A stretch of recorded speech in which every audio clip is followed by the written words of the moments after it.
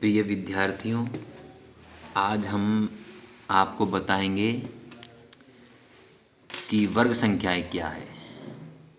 तो आप इसे ध्यान से देखें और समझें कि वर्ग संख्या क्या होती है। तो सभी संख्याओं को उसी संख्या के गुणनफल के रूप में व्यक्त किया जा सकता है। ठीक, इस प्रकार की संख्याएं वर्ग संख्याएं कहलाती है। अब इसे आप ऐसे समझ सकते हो कि सभी संख्याओं को उसी संख्या के गुणनफल के रूप में, अर्थात कोई भी संख्या हो, अगर उस संख्या को उसी से गुणा कर दिया जाए, जैसे एक है तो एक को हम गुणा एक से कर दें, ठीक है। जैसे दो है, दो को हम गुणा दो से कर दें, ठीक है। प्रश्न में है सभी संख्याओं को उसी संख्या के गुणनफल के रूप में, यानी उसी संख्या से गुणा कर दो।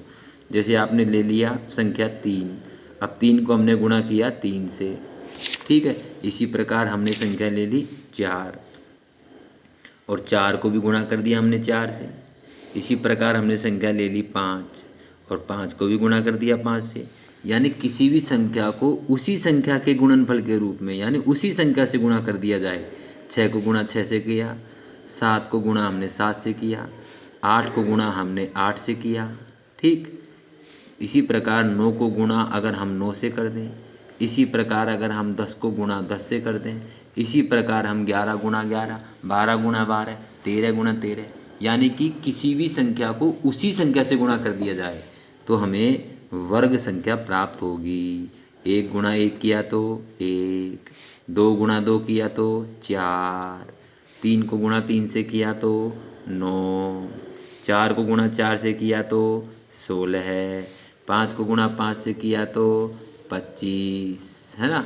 इसी प्रकार छः को गुणा छः से किया तो 36, सात को गुणा सात से किया तो 49, आठ को गुणा आठ किया तो आठ ऊटी 64, ठीक है। नौ को गुणा नौ से किया तो 81, 10 को गुणा 10 से किया तो 100। तो ये जो हमारे पास संख्या मिल रही है, एक, चार, नौ, नौ के बाद 16, फिर 25, है ना, 25 के बाद 36, 49, 64, 81 और फिर 100। तो ये सारी वर्ग संख्याएं हैं। अब आप अच्छी तरह समझ गए होंगे कि वर्ग संख्याएं क्या है। किसी भी संख्या को उसी संख्या के गुणनफल के रूप में व्यक्त किया जा सकता है, अर्थात किसी भी संख्या को अगर उसी संख्या से गुणा कर दिया जाए तो हमें वर्ग संख्या प्राप्त होती है। अब आपसे पूछ लिया जाएगा एक का वर्ग, तो आप कहोगे एक, दो का वर्ग चार, तीन का वर्ग नौ, चार का वर्ग 16, छः का वर्ग 36, सात का वर्ग 49, आठ का वर्ग 64, नौ का वर्ग 81, 10 का वर्ग 100। ये सब वर्ग संख्याएं हैं। एक वर्ग संख्या, एक के बाद अगली वर्ग संख्या क्या आएगी? चार। प्रश्न पूछा जा सकता है आपसे, बताइए चार के बाद अगली वर्ग संख्या क्या आएगी? नौ। नौ के बाद अगली वर्ग संख्या क्या आएगी? 16। इसी प्रकार 16 के बाद अगली वर्ग संख्या क्या आएगी? 25। 25 के बाद अगली वर्ग संख्या क्या आएगी? 36। 36 के बाद अगली वर्ग संख्या क्या होगी? 49। 49 के बाद अगली वर्ग संख्या क्या होगी? 64। 64 के बाद अगली वर्ग संख्या बताइए? 81। 81 के बाद अगली वर्ग संख्या बताइए? 100। इसी प्रकार 100 के बाद अगली वर्ग संख्या क्या आएगी? तो हम 11 गुणा 11 करें तो 121 आएगी।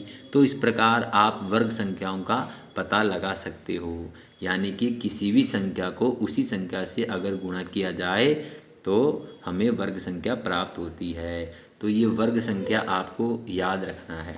अब इसे जैसे हमने लिखा एक गुणा एक, तो इसे इस प्रकार भी लिखा जा सकता है एक गुणा एक। इसे हम लिख सकते हैं एक स्क्वायर, यानी बराबर एक। जैसे हमने लिखा दो गुणा दो, तो इसे लिखा जा सकता है दो स्क्वायर, यानी दो का वर्ग, ठीक है। तो ये हो गया हमारा दो गुणा दो चार। इसी प्रकार हमने लिखा तीन गुणा तीन, तो इसे हम कह सकते हैं तीन स्क्वायर या तीन का वर्ग। तो 3 × 3 किया तो 9। इसी प्रकार हमने लिखा 4 × 4, तो इसे हम लिख सकते हैं 4 स्क्वायर। तो 4 × 4 किया तो 16। इसी प्रकार हमारा है 5 × 5, तो हम इसको लिख सकते हैं बराबर 5 स्क्वायर। ठीक है, ठीक है ना, इसको हम लिख सकते हैं 5 स्क्वायर, तो बराबर 25। इसी प्रकार हमारा है 6 × 6, तो इसे हम लिख सकते हैं बराबर 6 स्क्वायर, तो 6×6 = 36। इसी प्रकार हम आगे संख्याओं को इसी प्रकार लिख सकते हैं, जैसे हम लिख सकते हैं 7 × 7 यानी 7 स्क्वायर 49। जैसे स्क्वायर लगाया ना हमने, ऐसे ऐसे हम स्क्वायर लगा के इन संख्याओं को लिख सकते हैं। तो इस प्रकार आप याद रखें कि वर्ग संख्या क्या है।